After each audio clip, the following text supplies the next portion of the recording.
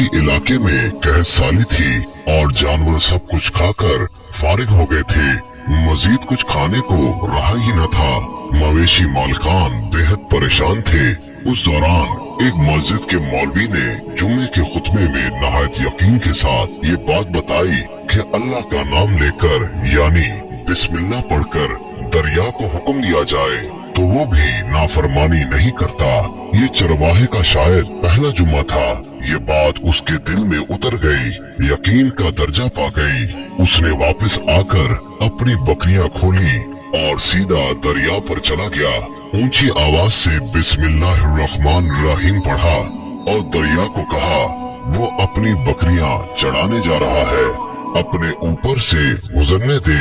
ये कहकर उसने अपनी बकरियों को हाका और दरिया पर चलता हुआ दरिया पार कर गया। इलाका घास से भरा पड़ा हुआ था।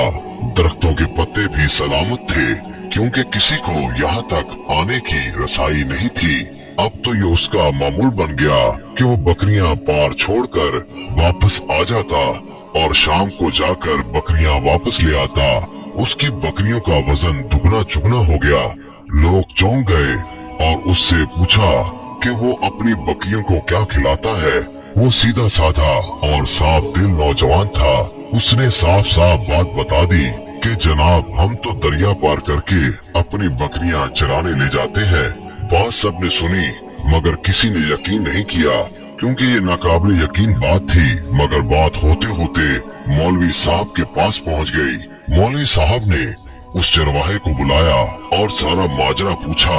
उस चरवाहे ने मौलवी साहब को ही हवाला बना लिया कि मौलवी साहब मैं तो आपका शुक्रिया अदा करने वाला था कि आपने जुमे के खुतबे में जो नुस्खा बताया था कि बिस्मिल्लाह कहकर दरिया को भी हुक्म दो तो वो भी इनकार नहीं करता। मौलवी साहब हैरत से उसके चेहरे को देखते रहे। मौलवी साहब ने कहा भाई साहब ऐसी बातें तो हम हर जुम्मे में करते हैं, फकत इनका मकसद लोगों का ईमान बनाना होता है। मगर बकरियों वाला डटा रहा कि मैं तो बस बिस्मिल्लाह कहकर पानी पर चलता हूँ और बकरियों समेत पानी पार चला जाता हूँ। आखिरकार मौलवी साहब ने सुबह खुद ये तजुर्बा करने की ठानी और चरवाहा भी आ गया। मजमा ज्यादा था।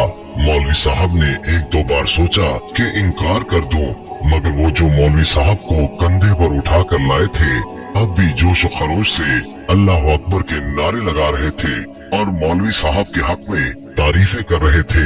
आखिरकार मौलवी साहब ने